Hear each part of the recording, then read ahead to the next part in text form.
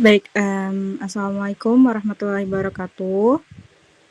Selamat siang menjelang sore kepada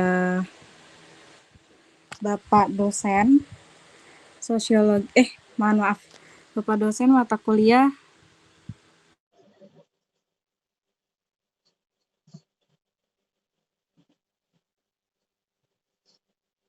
komunikasi lintas budaya. Ya, maaf. Di sini kita beranggotakan, bentar.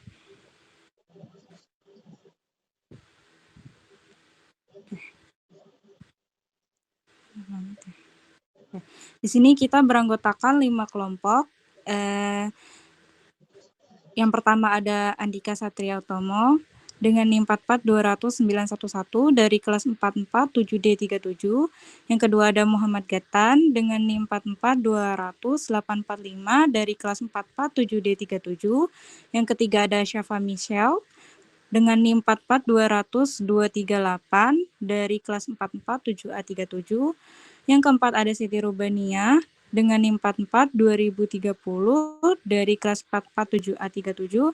Dan yang terakhir saya sendiri yaitu Novita Andriani dengan NIM 44200-210 dari 447A37.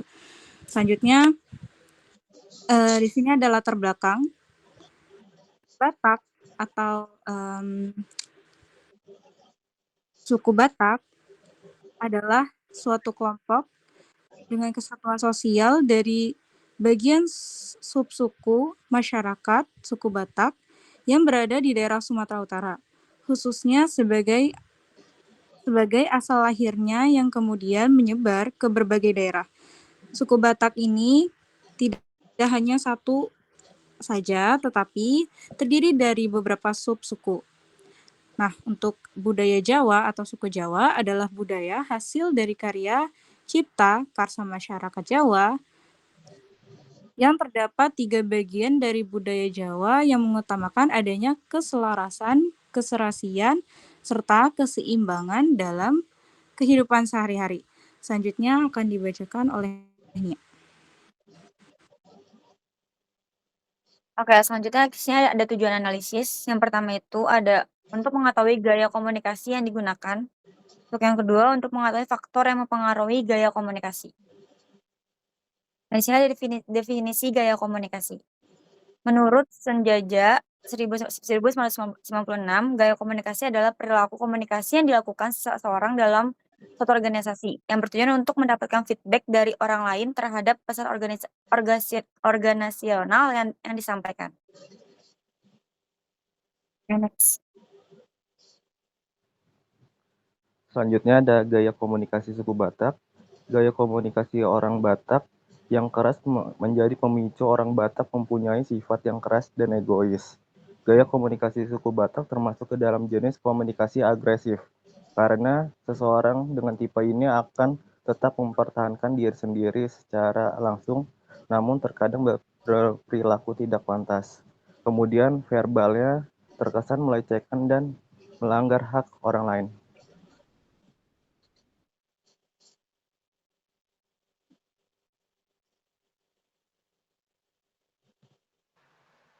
Selanjutnya ada gaya komunikasi suku Jawa.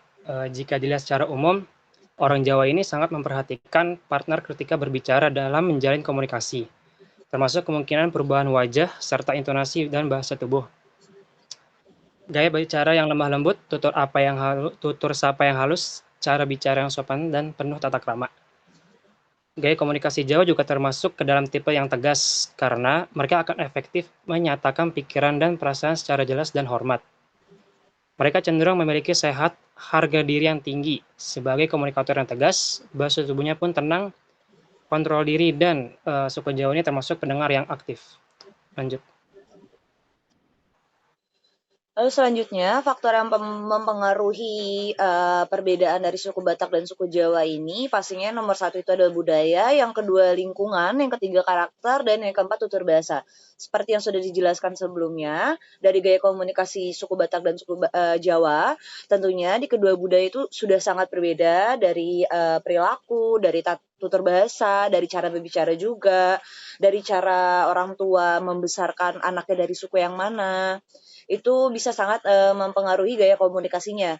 Terlebih dalam lingkungan yang seperti yang bisa kita tahu, kalau suku Batak itu jauh lebih keras didikannya, seperti tahan banting atau mereka sudah terbiasa dididik dengan kata-kata yang tinggi, nada bicara yang tinggi. Namun untuk suku Jawa, cara mereka untuk tumbuh kembang anak itu lebih terkesan halus, seperti yang biasa-biasa orang Jawa itu bisa dilihat di dalam kota maupun di luar kota.